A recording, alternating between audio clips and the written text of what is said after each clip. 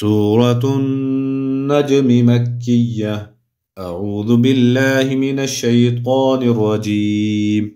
بسم الله الرحمن الرحيم. والنجم إذا هوى ما ضل صاحبكم وما غوى وما ينطق عن الهوى إن هو إلا وحي يوحى علمه شديد القوى ذو مرة فاستوى وهو بالأفق الأعلى ثم دنا فتدلى فكان قاب قوسين أو أدنى فأوحى إلى عبده ما أوحى ما كذب الفؤاد ما رأى أفتمارونه على ما يرى ولقد رآه نزلة أخرى عند سدرة المنتهى عندها جنة المأوى إذ يغشى السدرة ما يغشى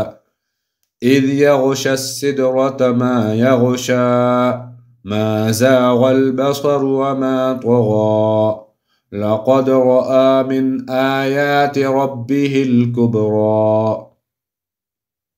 أفرأيتم اللات والعزى ومناة الثالثة الأخرى ألكم الذكر وله الأنثى تلك إذا قسمة ضيزى إن هي إلا أسماء سميتموها أنتم وآباؤكم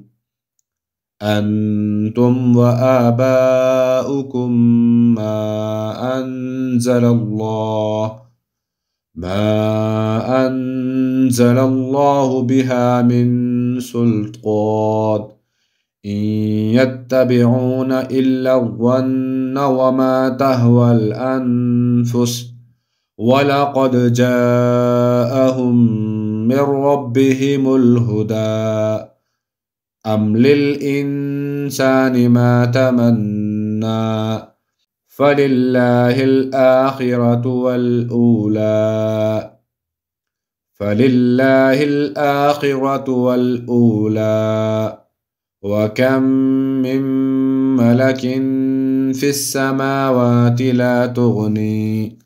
وكم من ملك في السماوات لا تغني شفاعتهم شيئا إلا من بعد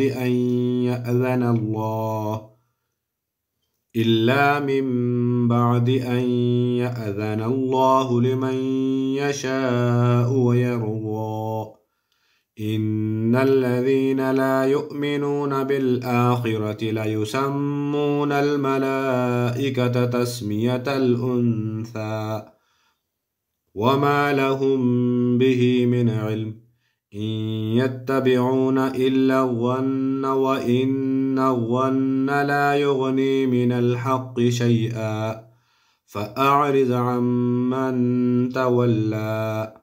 عن ذكرنا ولم يرد إلا الحياة الدنيا ذلك مبلغهم من العلم إن ربك هو أعلم بمن ضل عن سبيله وهو أعلم بمن اهتدى ولله ما في السماوات وما في الأرض ليجزي الذين أساءوا بما عملوا ويجزي الذين أحسنوا بالحسنى الذين يجتنبون كبائر الإثم والفواحش إلا اللمم إن ربك واسع المغفرة هو أعلم بكم إذ أنشأكم من الأرض وإذ أنتم أجنة في بطون أمهاتكم فلا تزكوا أنفسكم هو أعلم بمن اتقى أفرأيت الذي تولى وأعطى قليلا وأكدى أعنده علم الغيب فهو يرى أم لم ينبأ بما في صحف موسى